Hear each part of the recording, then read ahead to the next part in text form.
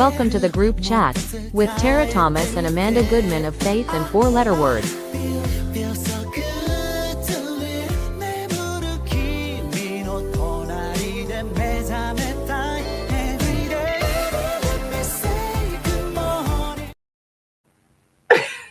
There it is. Thank you for putting that together. Yes. Amanda produced our new open, and I felt like we needed to do a little.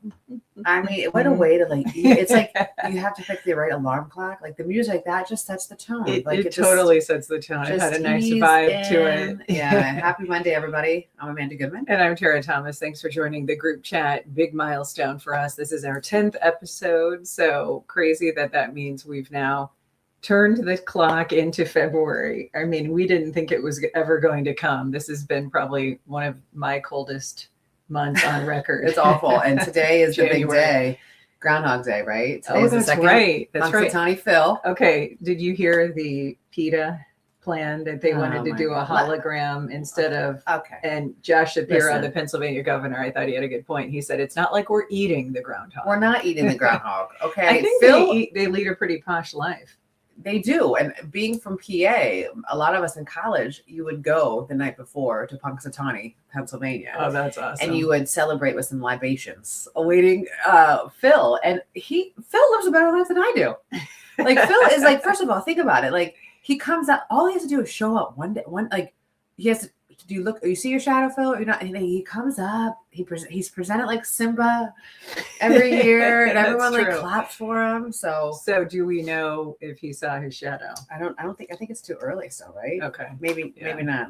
I'm gonna look on see my what phone, you can discern about Groundhog Day. So that's the one thing that I do recall as a former news person finding amusing. If you watch the movie of the same name with Bill Murray from years ago, that Groundhog Day movie, he was a meteorologist. Yes, remember? He was, and it was a high Ned. Like that was a great movie. I love that movie. It is a great movie. And so I think if you're a Gen Xer and you watch that over the years, you probably say many times, if you have something that's so repetitive that it feels like it's just same story, different day, you'll say like, I feel like I'm on Groundhog Day. Breaking news.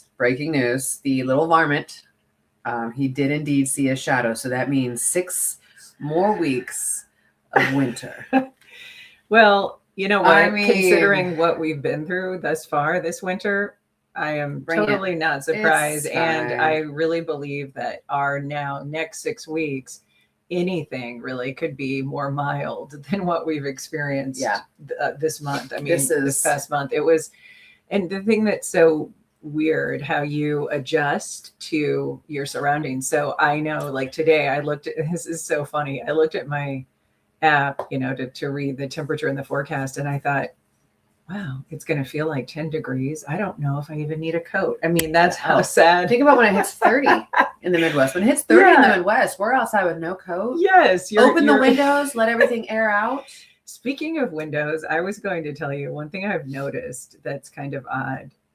When it's still very cold and it feels like, below zero, I feel like a lot of people have their windows down or cracked when they're driving. Now, what are they doing? Smoking, probably smoking. Okay, cigarettes. Yeah, that's what but you don't see the smoke coming out of the window. Well, sometimes when people have their windows down, they're trying to like kind of automatically, I think, defrost. I mean, if it's defrost, or they're having a hot flash. Well, that could be. I mean, because that would have been when I get into your car. Oh, well, so Tara is always cold. So she likes her car a certain temperature. So when she gets in my car, I set hers as high as I can go. When I get in her car, and she does the same for me. Which is the equivalent of like 85. Yeah. Lucifer himself is sweating. So I'm a seat heat and steering wheel heat person. I'll here in Iowa at least 75% of the year, I would say. So what is your heat kept on in the winter, and then what's your AC kept on? Okay, so my husband for years was always hot and I was cold, and so our sort of meet in the middle was like 70. And now, since he's been taking aspirin, like baby aspirin, it kind of acts as a blood thinner. So we sometimes are at 72 for your heat. Yeah. Oof. So, I mean, it doesn't feel warm. No, I mean, our heat is at this 69. room is colder because it's on the front of the house. You know, no, I'm very comfortable. Yeah, no, I'm cold right now. I got really cold Friday night at senior night, the basketball game. Like you were getting sick. I was getting the chills, so I went home and took a bath. And like I couldn't get it hot enough, and then like all the hot water went out. That has never happened. And then it was like this migraine, like this horrible migraine. And if you suffer from migraines, if anybody has anything, because insurance companies determine how many migraine pills you can get a month, and mine is so generous. They let me have 5 migraine pills a month, because in the insurance, the insurance words, they said, well, you shouldn't have more than 5 migraines a month. No kidding, Sheila. I don't want to have 5 migraines a month or more, but you do. Life be lifing. Yeah. And it's so sad. So it's So anyway, that was but it was like the chills, and I realized, I'm like, I don't know what's worse, like getting the full body chills or having like that hot flash that set your body on fire. Yeah, and the thing that's hard for you then is, like, as many of you know, with younger children, if you have any kind of debilitating circumstance going on, you still have to be a mom. So they still want you to be present. Yeah, so it's kind of, but they also like when mom is down, because then everyone's like, oh, we don't have to do anything. Like, we can be completely, and my family takes that quite literally. So I always go, ever since I was a kid, I've always gone to the lower level of the house, into the basement, because it's cooler, darker and quiet. That would help. And so I was down there, but I was doing that. Like I lay on my knuckle, like, and I just hit the pressure point. So, but my family, they were quiet, because then it's like, I said to them, I'm like, when I wake up, this is the best trick. If you need a really, really good trick, I'm like, I'm going to go take a nap. When I wake up, I'm going to need your help cleaning the bathrooms and then cleaning the upstairs. I didn't mean any of that, but they let me sleep. They let me sleep. I love that strategy. So then they're like tiptoeing around. They're like, don't wake up. The last thing they want to do is clean. Don't wake her up. I mean, I didn't mean anything. I wasn't getting anything done this weekend. I wanted really like a lazy day. So that is the thing. Like, I love it. When I wake up, like, we're gonna clean. So my mom, my sister, who we call Bird, so Aunt Bird, and then my mom is Nana to her grandchildren. So my mom, my sister, and my nephew all came this weekend to go to one of my son's basketball games. And my mom is hilarious. This is the classic she's hilarious. So she's turning 81 this month, and she has a very funny sense of humor, as do my sister and me, in terms of all thinking the same things are funny. So we were talking about, she was appalled, if you saw it, when last week there was a guy who got on our page and said something like, I quote, I can't believe people pay to watch this SHIT. Yeah. I can't believe people pay for that. So cue the very supportive comments, and the peanut gallery, so to speak, came to our defense, which we very much appreciate. And so my mom, because she's hilarious, went onto this gentleman's Facebook page and started clicking around, and she said, you know what, she said, I decided against it, but I was this close to commenting, wow, you really have a big hat. I wonder what area you're deficient in as a result.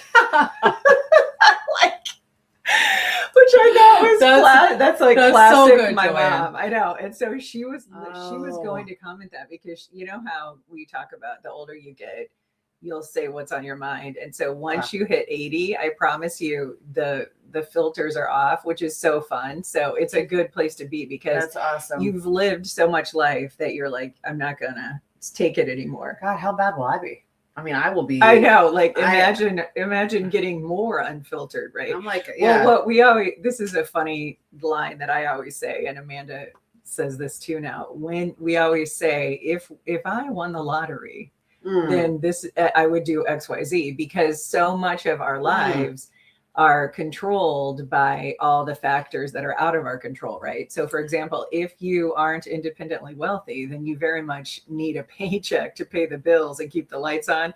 So that has to force you to restrain and edit yourself on many occasions. Oh, it does. But I have found myself that I no longer pretend, like somebody, I ran into a friend of mine recently, and we were talking about how, the former nonprofit that I was head of is thriving under the umbrella of the hospital and the Child Protection Center. It's great. It should have happened years and years and years ago.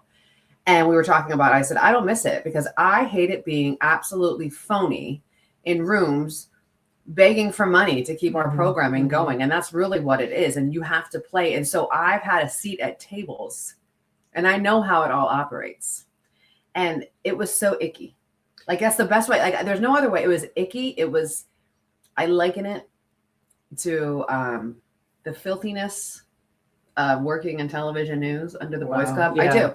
Well, the part that was so disheartening to me that you detailed over your years working at this nonprofit, when you think of people, and many people are very benevolent, generous, Yes, generous folks.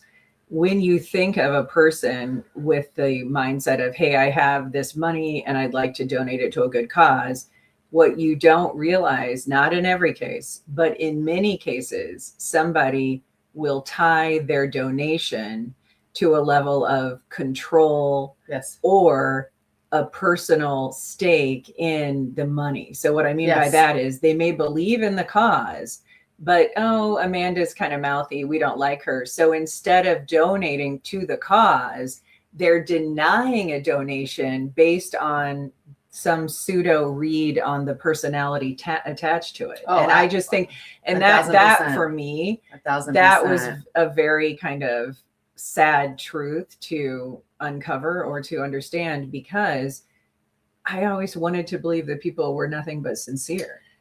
It was just people who were deciding on a lot of the people who were the deciding factors on who was going to get money and who was not going to get money. Yeah.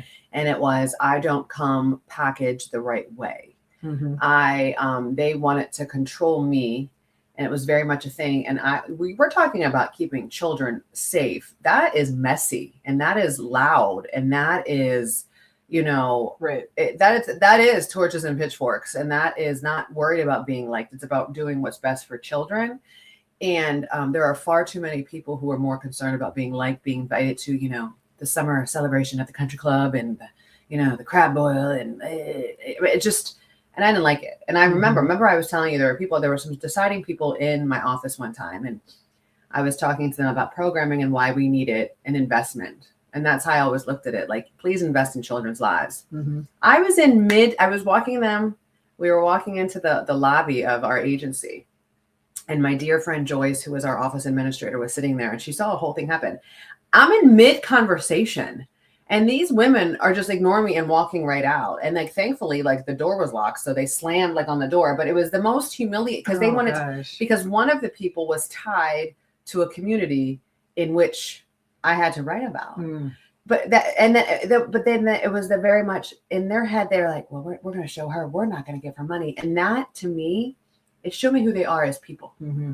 It doesn't, I don't care if you don't like me. Well, that's, and also that's you making it about you. Thank right? you. And Thank so you. if I'm going to support something like child abuse prevention, it Right. never ebbs and flows based on my mood, because it's always going to be a problem. Right. I mean, we Right. can, we knew that Black Hawk County Worst. in particular had some of the highest it's one of the worst. incidents of child abuse. And so, You can't be light and fluffy. no, so it was like, Can't so have I a Mardi wasn't- Gras night to celebrate, child abuse prevention. They're not doing that stuff. And I wasn't sad when you exited for that reason, because there is a point where you start to feel like you're no longer doing it for the actual cause. No, yeah. You're doing it to make people feel better about themselves because they wrote a check. You can't.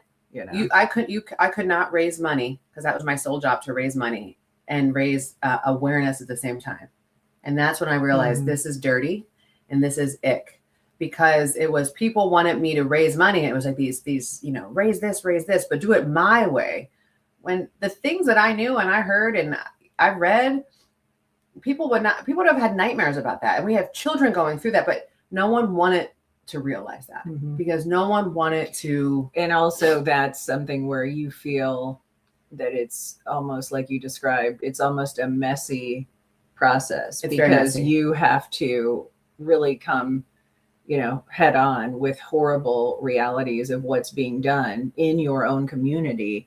And so sometimes the safer bet is like, well, let's donate to puppies and kittens. Right. Yeah. Yeah. I mean, and we used to see that on the news. We would always say, I would say this all the time. Somebody could be in a horrific abuse situation, and if it were a child, yes, people were sad, but if it were an animal, they were like more outraged than, because somehow they assumed an adult was to blame in that equation, when we know that that doesn't lessen the severity of what's happening to the kid. You know, you look at, and I don't want to take too much time on this, but if you look at, you know, when any animal agency across the country will post a picture of an abused animal, it's horrible. It's gut wrenching and it hits you. And then it's like their donations go through the roof.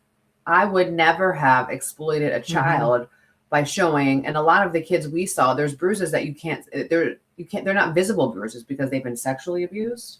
So I would like, it was one of those things. I was never going to exploit a child to raise money. I was never going to like, or, you know, it's just an interesting thing. So I encourage you, and I think you agree with this as well. Know where your money is going. Ask all of the questions. Make sure your money is going to the programming. And a lot of times the people are the programs, because the programming is what's changing the community, not people in high paid, overpriced positions, right? Or positions that just make sure it all makes sense. It's a good point that we have a right, if we're writing the check, to vet to whom and how that money, you know, will be utilized. Yeah, but I think a lot of people don't want somebody like me running a nonprofit. You know, they don't want. You're not trying to. I'm not trying to be anything but transparent. Yeah, I think they would prefer milk toast and especially because it's like any industry. It became, for you weren't in the clique. It was very much a clique, and so then it's like, if you're not in the clique, I mean, and this is a small town, so if you're not in the clique, you're kind of out in the cold, right? Because there's very much a little hierarchy of social engineering. Well, and people don't realize this. There's so many people here. My name was in a lot of emails where people, you know, said some not so awesome things about me, and they don't realize, like, I know what's been said about me. And there's a mole usually in every office. It's kind of like when you say, well, I blocked all the people that, you know, I don't like on Facebook, but there's always one that's still on your feed that you don't realize headquarters. Is a snake in the grass. Right, yeah. So, but it's like, I don't care. But so for me, it's. So I'm just happy that, like, God led you into a situation where you feel that you are more aligned with your purpose. And that's, and I should say, and I should qualify that she was very much aligned when she was doing child abuse prevention, but it was all the other elements that came with it that really detracted from what you wanted to do. When you have to raise money over and over, like, if you have to understand, when you work on a hamster wheel. You're on a hamster wheel, and it's every month. It's like, okay, I got all the programming paid for. I got all the bills paid. Let's do it again. You sell your soul. Stressed because you have other people relying on that. You're paying for other people's livelihood, and you're paying for all of the things. And then and then you literally have to, like, morph into someone that you're not, to make sure just everyone's happy with you. And it's not. And the people who, I'll just say this: I am so blessed and thankful that God showed me who some of these people really were. So when I see these people, and they're whether they're cutting ribbons, or they're, you know, or they're, you know, saying, oh, we're funding this, you have already shown me who you are. And don't think that I've kept quiet about that. Like, I have seen who you are and what you stand for. And so I am so thankful that I'm not in it anymore. Right. Oh, for sure. You don't have to keep up appearances. No. So speaking of child abuse, if you have an opportunity and you're so inclined, the Elizabeth Smart documentary that has just been released on Netflix is a fascinating watch, because it reminds all of us about how evil can lurk very much, you know, in your midst, when you assume, as they did, that everything was safe. I mean, they lived in, and this woman, and you'll find it interesting, and we both can relate to this, because there was a woman that they interview who's one of the journalists who covered it, and she was saying how, you know, that neighborhood in Salt Lake City where Elizabeth Smart's family resided, it was considered one of the more upscale neighborhoods in Salt Lake City. So for that kind of thing to happen was unheard of, where a man would come into their child's bedroom in the middle of the night. And the part that's was so interesting to me, and I had forgotten this, because if you followed the story at all, you'll remember that it was very much paralleling, and I completely missed this until I watched that documentary. It was paralleling the JonBenét Ramsey situation, where initially there was this outrage, like, how could this happen to a little girl? And then the media contributed to a shift where they started to question and assume that it was a family member, even questioning the father of Elizabeth Smart and wanting to vilify him.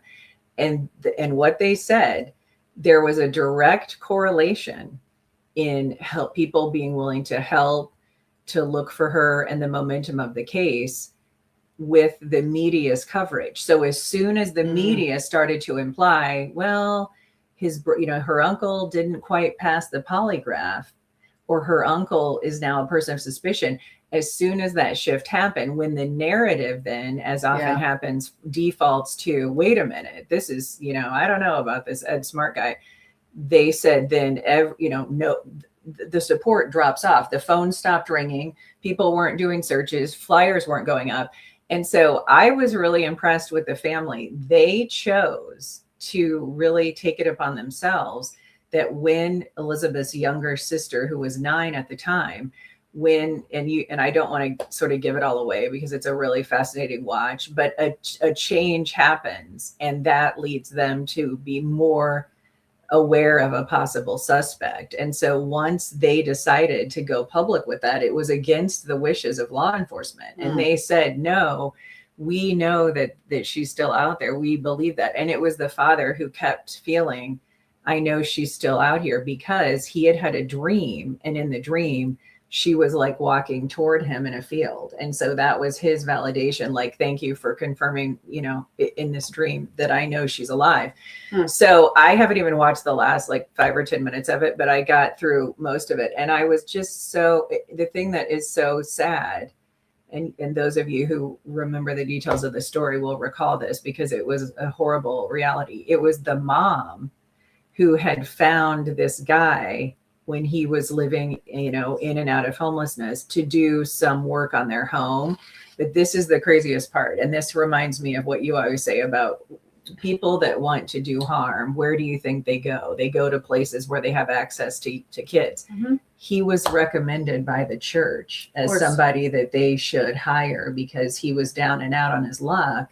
And then the church and the people that were a part of it were being so benevolent that they wanted to give somebody like that a hand up, right? They wanted to do the right thing. And so I just can't imagine the guilt the mom would have. And see, I mean, I haven't watched the whole thing. I'm near the very end, but she never talks. It's only the dad who talks. And then Elizabeth and her sister talk. Elizabeth has always been very outspoken. She's an amazing woman. And we knew that she had been touring the country because one time she came and spoke at an event in Iowa. Yes, she was. Yeah. The story, I haven't watched the documentary yet.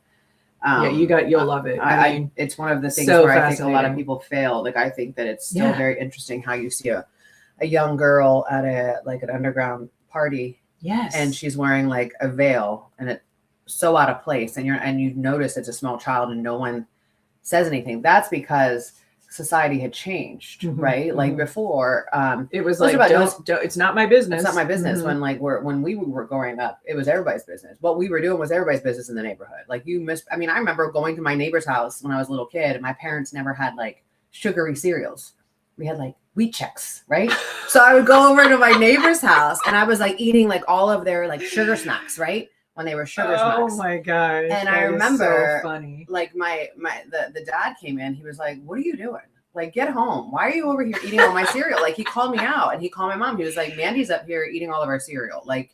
And I know that sounds so silly, but it was, everyone was parenting. We were everybody's business. Poor thing. You had no MTV and no sugar cereal. No. I feel for you. Rice Jacks. You had a deprived. I had a deprived. The only kind of cool cereal we could eat, Captain Crunch. And the only reason we could eat Captain Crunch, and it was in 1987, because we went to Notre Dame and we ate in the cafeteria, and my dad saw the football team eating Captain Crunch. So my dad's like, "You can have Captain Crunch." That is, oh my gosh, that is great. So okay, one thing that is good, and I think to her point with our children, the whole premise of see something, say something, has really caught on. And it's so funny how it's a slogan, but it's very meaningful, right? Because you think of like, Nancy Reagan, say no to drugs, or just say no. I'm sorry, that was her phrase. So the see something, say something one, it really was born out of 9/11, because we now know that there were many, many signs along the way that these guys, this group of guys that committed those heinous acts, were up to something. Like, the pilot training where the guy was like, oh, I'm not interested in learning how to land it. Hello. Remember that? I mean, yeah. I think back of how crazy that sounds. Like, I just want to know how to get this thing off the ground. I have no intention of landing it. What are you going to do with it, sir, once you get it in the air? Oh, I don't know. How about crash into the Pentagon? God, isn't it sick? I mean, it's so crazy. It is. Which, by the way, I was so fortunate over the holidays to go to the 9/11 museum. And that was one thing. Yeah. And also I would say Holocaust Museum is number 2, because I've been to it and I would think my kids need to see that. So it was, how you feel as a parent, like if there's one lesson in history my kids need to get, for me, it's always been 9/11, because that we were so impacted by that, being journalists, but also when you think of how our country changed, there's the before 9/11 and the after. And so it's much like the before COVID and after. So I just was grateful that I had the opportunity to take them there in person when they were at an age where it can really be a significant memory for them, and understanding, what those people went through. Okay, I have to get to the comments. We're so talkative on this Monday that we don't mean to ignore you, our group chat participants. So this is so nice. Katie Webb said, I may have binge watched the last month's shows this weekend. Love watching you ladies. Have either one of you worked with a covert narcissist? Any advice on how to work with them? I think that's a good question for you. A lot of the women that I worked with over the years were covert narcissists. A lot after. Well, those kinds of people are attracted to television by nature. Yeah. And I think, the worst kind is, what a covert narcissist can best be described as a chocolate covered razor blade, right? They come at you and everyone thinks they're so sweet. And it's like, so kind, but they're the ones behind the scenes, like are doing all of the damage. I didn't say that. Like, I would never, like, I'm so offended. Like, and then they have like heart palpitations and you're like, girl, I got you. You were talking about me. Mm-hmm. And it's sad because time was, in our younger days, I think we felt a level of almost obligation to try to like work through it, talk through it, smooth things over, because we had this insatiable circumstance of like wanting to be liked. And that was because of we being essentially a puppet as a news anchor. And so you really almost like want to make sure that you kind of, keep the water smooth. And then what's so wonderful for those of you in work relationships right now dealing with this, as you get older, what you realize is, and there's a lady on TikTok who really crystallizes this message, it's just a job. Mm-hmm. It's just your job. Mm-hmm. It's not your identity. So no, you don't have to get along with, joke around with, hang out with, and have fun with all the coworkers. Yeah. You don't. In fact, so many of those people will cycle through your life, especially nowadays with the turnover on jobs, that you will see that person and don't expend so much energy when they may not even stick and stay, because they're probably the type of people who are never satisfied and they're going to just be job jumping and they're going to leave. Listen, I learned one thing very, very important. And I think I learned it in my later years of news, specifically when I got out of news. You have to, I keep walls up at work. It's not like I let people in, but it's not, because you have to be careful who you vent to. And I have vented to people who I thought were trusted. Same. But just because you work with them does not make them your friend. Mm-hmm. So I have trusted these people. And you have to remember, like, vents go to other rooms. So you have to be very, very careful. I was very vulnerable about certain things, and that was later used against me. Oh, same. So I don't, and again, isn't that sad? It is sad, but people you work with and wherever you work, everything that's engineered. Yes. That's an engineer. That's not real. You're not finding you think about the people that you found and the friends that you specifically, I'm a firm believer in all the friends that you find later in life. As a matter of fact, I wrote this morning on my AG page, it's about my, I call her my very first real friend. Her name is Ginny. And I met her when I was in college. And Ginny was the first person. She's kind of set. She was like, Ginny was the litmus test for all my other friends later in life, because Ginny was the first one. Oh wait, I can be me. Like, oh, you're not going to judge me. You're not going to you're not going to make fun of me with like my other friends behind my back. And then like, it was the first genuine friend. But people we worked with, and I know this is hard because you can be right now thinking, I'm friends with everybody I work with. You got to be careful, because when you're working, something's going to go left at some point in your workday. 1000%. Something's going to go left. And there are far too many people who their priority is preservation. They're on the boat right now, and there's room for you, but they're not going to let you on. You're going to be Jack floating by the Titanic. Literally. They're not going to let you on the life raft. They're all rows. Like, kick her off. I think about it to like some of the people that I vented to. In news, they use that against me. You had to, because you would combust. You were combust from the toxicity that you were dealing with. And it's, if you want to know why so many men in the industry across the country in the news industry are, will post today, it's year 30 at the same station, 40, 50. First of all, that's weird. That's rare. You're not seeing women do it. Mm-hmm. You know why? Because these men have done anything that they need to do to survive, self-preservation. Yeah. So even, I mean, I know that there have been many times, the boss would say, the old Keebs would say, what did she say about me? They find their snitches, and then the snitch feels emboldened, like, well, I know my job's safe because they're coming to me to get the dirt. And you don't even feel dirty that you're doing that to people the way you're. So, okay, another point about evolution of you that's really wonderful is you will also reach a point, as have we, where when a person is going to lie on you or misrepresent a situation, and they're going to tattle to HR, or they're going to do, you get so comfortable with who you are, and your value and what you bring to the organization, that if one person misrepresenting something about you leads to the company wanting to fire you or demote you, you don't deserve to be stuck there anyway. No. And so I've had to learn that hard truth over the years, where it's like, no, don't beg to keep this job, because if you're begging, then you're in a place of almost like lack of confidence in what your worth should be. And in this case, if you have a lot of experience, you also understand that there's many times where,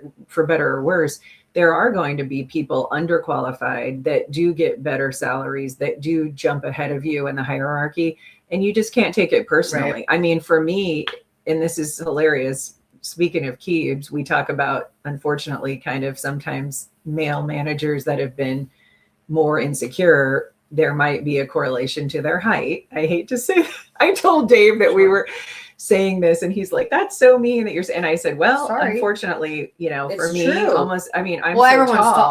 But like, it doesn't, when they're short, to me, that's a problem. Yeah, I'm right. Exactly. So what happened in my situation in the past, that's actually amusing. There was a guy who gave another woman who was my counterpart sort of a title that was elevating her over me. And I had like decades more of experience in my lane.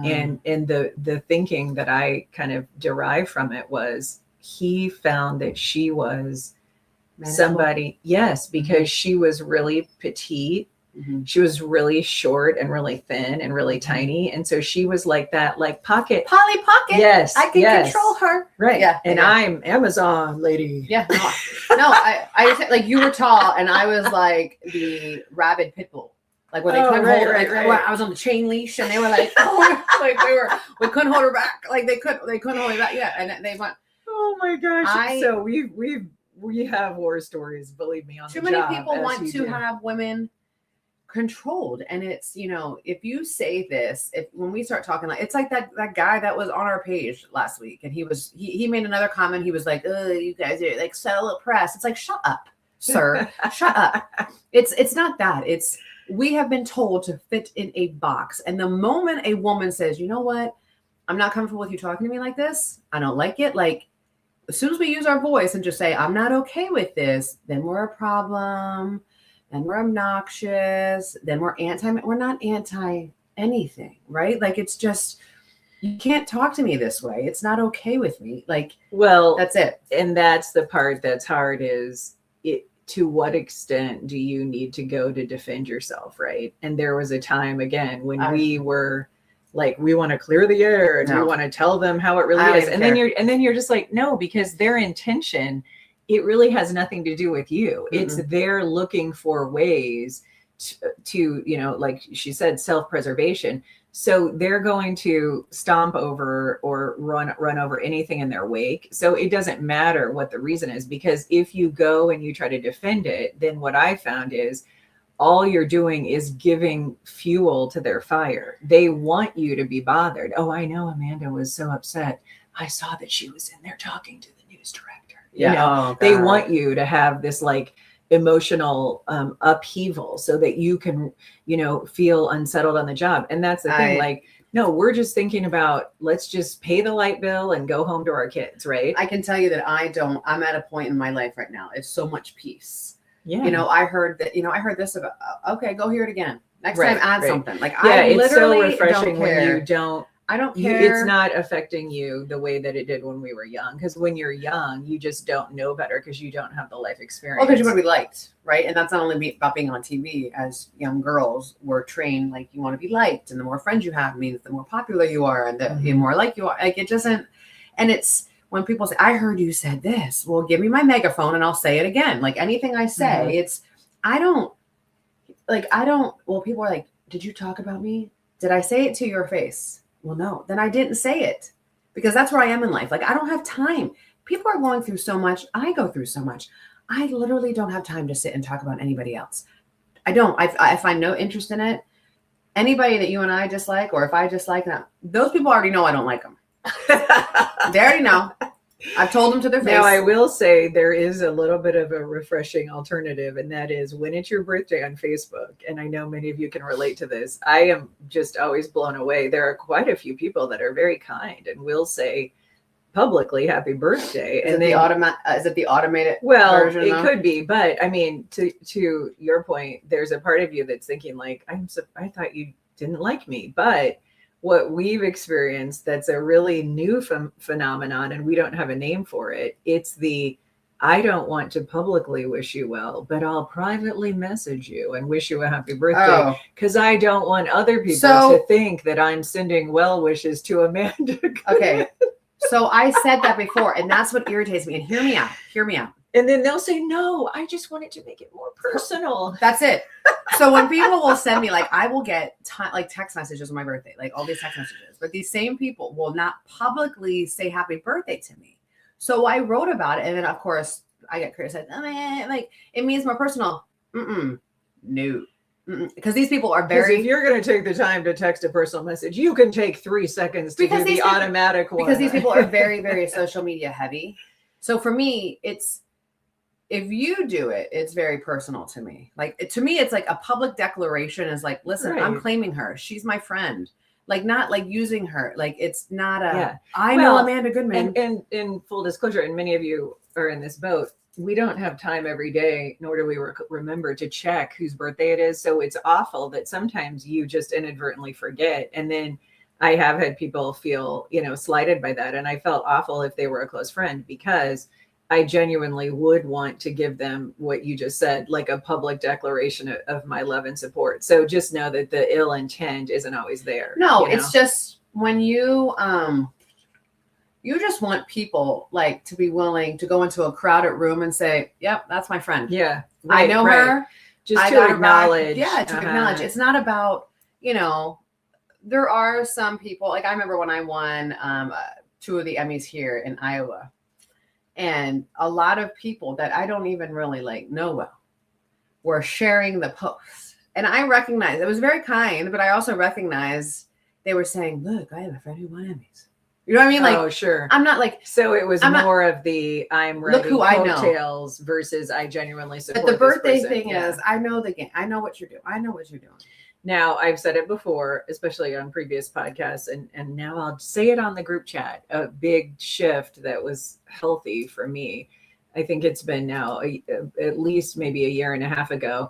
I stopped looking at who's liking or reacting to my posts. Yes. I obviously still read and engage with the comments, but I don't click on to see the list of the likes. And I'm telling you, it's such an emotional freeing exercise because, like we always say, if you're liking someone's posts, you're not doing it because you're expecting reciprocation. You're doing it because you genuinely like what they wrote or you like them. So I'm not chasing likes, and then I'm not doling out likes to in turn get likes back, if that makes sense. Because I think that that's something that becomes this habitual weird thing about Facebook. And if you watch that documentary, The Social Experiment? Yes, I think so. If you watch The Social Dilemma or whatever, if you watch that really now somewhat older but excellent documentary, the guy who created the like button has a lot of regret because he never could see it coming, which he should have, because it's human nature, how it could be used against people, right? How it could become a depressing element to where people are now falling into a spiral because they didn't get the likes, the coveted likes, whereas he thought it was only going to be a positive. Now, what's hilarious is, did you see they added the thumbs down button? And have you ever accidentally hit the thumbs down? Listen, all I know is that the laughing emoji and the carry emoji are too close to each other. Like, that should not happen. They need to move those. But it's very all you need to do is go on Instagram. So you've hit laughing when you care. I have, and it's been horrible. But all you need to do, like, look at our kids, and this is what makes me sad for our children. I think social media is a powerful tool, and people say, this is why my kids don't have social media. No, like, stop. Like, you got to introduce it to them young, because this is going to be their way of life. And that's going to be, and you can have control of it. In some ways, the only way they have social interaction, because that's where all their friends hang out, which is sad. The biggest, what I was saying was, like, the problem is that these kids, they'll post something, and if it doesn't get a certain amount of likes or attention, then they take it down. Oh, yeah. And nothing is organic. Yeah. It's have you seen the pictures? Here we go. Like, no, the one that they the do, pictures of Hobby Lobby from the flowers. Oh my gosh, the one that all the kids do, especially the guys, that I think is hilarious. No, is when they you look down. Oh my god, you're like looking down, like or like stop.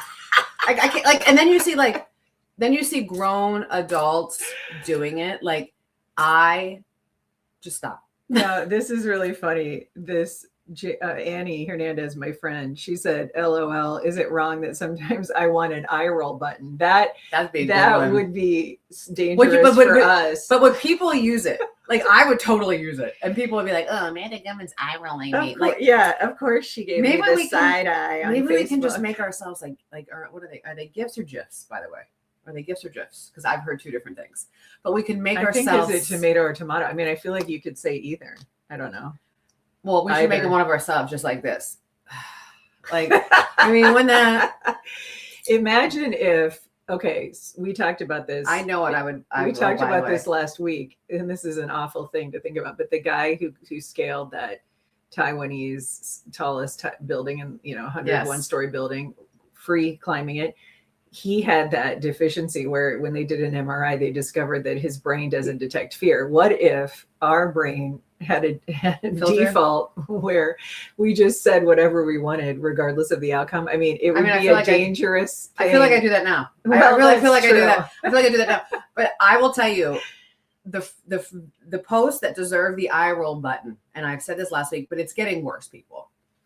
The AI, I cannot it's something like this. Isn't like here's the standard line. AI, because they don't write like that. Like, no one talks. First of all, especially when you have zero writing background, and a couple weeks ago you were all over the place, and now it's something like, this isn't such and such. This is redemption. And I'm like, oh my God, here we go. Like, this isn't, this is realignment. She and I just, if you've ever been somebody who writes and who has extensive background in it, like, you immediately recognize if somebody has taken AI'd it up, right? And is it like Monet when Paint by Numbers came out? Oh, you know what I'm saying? Like, do you think the artists are like, oh, you like, look at me, look at me. That's what's sad is AI has now become so interwoven in all the things that there's a button now for your email inbox to change and alter your email. There's a button on Facebook for AI. So, I mean, I think it's kind of like forcing people into the convenience of having AI. I want to have like, I want to which have is like a crazy. scan, like you go to the grocery store, and so every post, and when someone says, I want to go like this, beep, beep, beep, beep, beep, beep, it would like AI. Like you put the dollars in, and they tell you if the dollars are like counterfeit or not. That is so funny. I just want to. Yeah, I'm going to invent it. Somebody invent. Like I'm going to invent it. No, I think there will be a time. Okay, think of how when influencers became a thing on social media, and people were pushing products, and you know, Paris Hilton was using this product, and you just thought she genuinely loved that product. That's why I don't like it. Now there has to be a disclaimer. I think there will eventually be some kind of legislation where there has to be a disclaimer that says AI wrote this, was used to write this. Well, it's kind of, which is fair. We're in that part with our parents, right? So I'll get some videos from my dad, and I'll be like, Dad, this is an AI video, right? You got to like let him down gently. It's kind of, so here's the thing, all right? Just remember, show your parents grace the same way they were gentle with Santa and the Easter Bunny. That's how you have to look at these AI videos with our parents, because I'll laugh at videos and my kids come up like, that's AI generated. I'm like, I know, but it's still funny. Like, I know it's AI. Right. And that's what's bad, is that our kids are almost better at discerning the real from the fake. But you know what? Like, I'm getting tired. Like, listen, our kids, I know that they're tech savvy and they're all the thing. Like, we're still smarter than you. Okay. I am so glad you said this, because I'm getting tired of it. Wait till you hear this, because this blew my mind. I just read an article this past week that was very affirming for Gen Xers. Now think of this. We were not digital natives like our children. No. We were not born with the internet, with email, with social media. Our smart. Kids, this is all they know. So they call those people, those younger kids, digital natives who've never had life without it. Because we were the generation that had, the landline phones. Then I remember in 5th grade when my parents got a microwave, and that was this big innovation, right?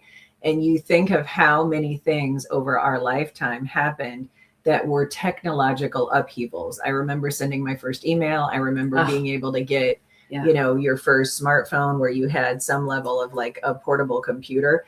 So here's the distinction that I loved. Because we have had to adapt over the course of our lifetime to major technological upheavals, and our children have not. The read from researchers is Gen X will be better able to adapt to how much AI will shift the landscape, in contrast to the kids that have never gone through a massive technological change. Do you know why? Because Gen X, like our baby boomer friends, know how to have conversations face to face, right?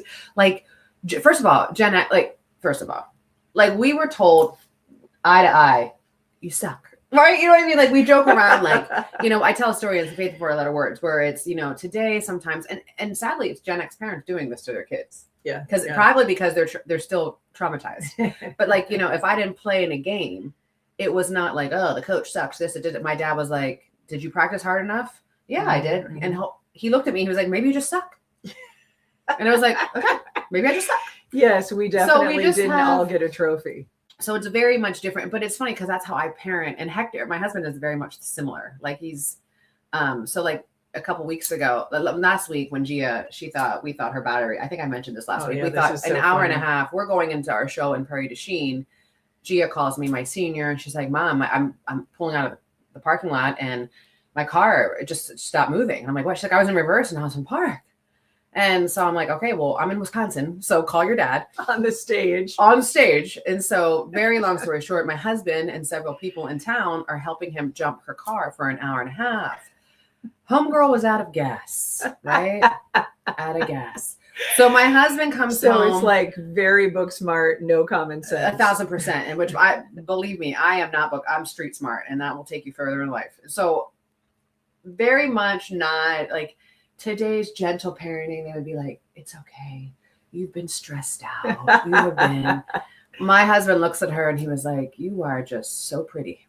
Like just very much. I mean, can you imagine if that happened when we were like our parents would have been like, are you stuck on stupid? I mean, very much, but it was never like over the line of like, you know what I mean? Right, it was just right. It's definitely a different, generational reality. my biggest the biggest sadness that I have for this generation, and it sounds so silly, they will look back on their time in high school and college, and no one's going to have any organic pictures. Yeah, that's true. Everything is so staged. And if I have to see the one more, like Tara, if next time at a show we're gonna do this pose, like, oh yeah, with the arms, where your shoulders are together. Yeah, I love it. But that's so true, because my mom, she just gave my sister and me, she sorted through a bunch of old photos and she gave us them over the weekend. And I was laughing looking at them. There's one picture that I love, and it's my grandma and me at my high school graduation, and my eyes were closed. And you know how, like she said, when you captured that shot, no one looked at the shot and then said, oh, we have to do a retake. This wasn't perfect. Or you couldn't go on, the app and adjust the photo. And so there was only one take, and my mom wouldn't have known that my eyes were closed. And so the one photo I have, my eye, yeah. So that's just how it was. Well, this is why Gen X is so awesome, because we have patience. I mean, we had to wait 2 weeks for pictures to be developed. Oh yeah. You had to pay to get your pictures. You didn't. And it was like the thrill. And then it was like, yeah. you would go through the pictures, and then like someone would mess up the picture. You're like, damn it, Matt, like you ruined this. But you would just be sitting in your car. You didn't know you had bunny ears until over your head. But it was just like, I'm so thankful that we grew up in the time that we did. Sure. I also have to tell you. So Tara's best friend from college, Gina, who is a friend of mine, she's from Western PA. She's very much lives her life in that FAFO. I mean, she's a PA girl, sure. right? So she messaged me. We were talking to each other over the weekend, and she has used the Estee Lauder, the very expensive, I think the MAC foundation. She found herself some Wet n Wild for under $5, and she says it's the best foundation she's ever had. I love it. We're changing lives here. Yeah. We are changing lives the right important here. Things I'm telling you, matter. I love that. So shout out to Gina. I'm telling you, Wet n Wild foundation, photo focus, under $5. You can get it on Amazon. It's also in Dollar General. Why pay more? It's so crazy. Why pay more when you can pay less? Is that from Payless Shoes? Did I just get the Payless shoes? Oh my gosh, I used to love Payless. Why pay more when you can pay less? I literally. That should be a slogan. Okay, I can't believe it's already 7:51. It feels like we've just joined you. Like it's only been 5 minutes. Rebecca Hackman, our friend, said you both have made a genuine difference in my life since I first met you. Thank you so much. We really appreciate that. And a reminder that we do this group chat every Monday, Wednesday, Friday at 7, and we have a lot of shows scheduled for in-person engagement on our Faith in 4-Letter Words tour as it rolls on. So this week we will be in Oskaloosa at the ISU Extension location. You can go to faithin4letterwords.com, and there is a link that lists the live ticket sales for our upcoming shows. We're also going to be in Lawler. And what's our third show in February? I need to look that up. I am sorry. Here, I'm looking at it right now. Tell me what the third show is. And so if you have a chance to watch any of the old episodes or would like to. Oh, Ackley. Yes, Ackley at their country club. We're so excited to be back in Ackley. We've had 2 great shows there. So coming back for our 3rd time to Ackley, and this will be our 2nd time in Lawler at the Starlight Ballroom, but our 1st time in Oski, if that's what you're so inclined to call it. Very sound much like a country song. You know what I mean? Like Oski, like Muskogee. Wasn't that the Okie from Muskogee? Yeah, I love that. It's true. It's a great point that we also want to remind you. If you have a town or a venue that you think would be a great place for us to come, we'd love to hear about it. You can email us faithin4letterwords@gmail.com, or you can just message us on Facebook, the old fashioned way. Isn't that crazy? Now with Snapchats, I feel like DMs and everything. I mean, there's too many ways you can get a hold of people nowadays, right? I was joking because I saw that I saw that meme and I shared it the other day that what this generation couldn't handle? MySpace. Where we ranked our friends. See, and I aged out of MySpace, so you were still young enough. I was still on MySpace, and we would rank. I wasn't doing MySpace. First of all, you pull up your page, and then you could design the back. So everyone had like Louis Vuitton. Oh thing, and then you'd have music depending on your mood, and then you would rank your top friends. That is hilarious. You would rank your friends. You're like, Sheila, I don't like the way you've been turning it up, so you're down to number 9. Like that's how cutthroat. It's so funny, but it is crazy. Horrible. People always find a way to manipulate something and make it about being a mean girl, right? There's always that manipulation happening. If you are not a mean girl and you're somebody who wants to support our show, we want to give a shout out to our sponsors, Liz who runs Splendore, the med spa in Cedar Falls, Iowa. She is a huge supporter. Yeah. So I will be going back for another treatment, a PRX. It's a liquid facelift is what they do there. And you've had this as well. Yes. And the like massaging like right here. And it's like you get the so drainage, you know, the lymphatic Yeah, it's drainage. a non-invasive and very relaxing way to really just, you know, take a break. But then bonus, it helps to smooth out your wrinkles. So it's a great treatment. And I even have this card here that gives details. And so she'll give you this card and it's comes with some aftercare, and the lotion is great. There's a serum and then there's a lotion that you apply, and that's all you have to do. So there's no downtime. So you can go back to your life and you don't have like Samantha in Sex in the City where she had the bad chemical peel.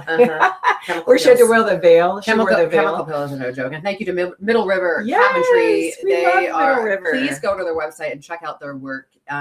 You think your house is like has it all, and then you go and see what they are geniuses. They are so talented, and it's artwork out of Winterset, Iowa, which we love bridges in Madison County. So Madison County is the home of Middle River Cabinetry. And sadly, my 4-letter word of the day today, we're gonna give you cold, right? Sometimes you gotta be cold to people and put them in their place. But in other words, really today is cold because Punxsutawney Phil, the little rodent, saw his shadow. So that means we will have 6 more weeks of winter. I remember some of the meteorologists were like, don't trust a little environment to tell the weather. And I would have some good comebacks about, well, I trust you.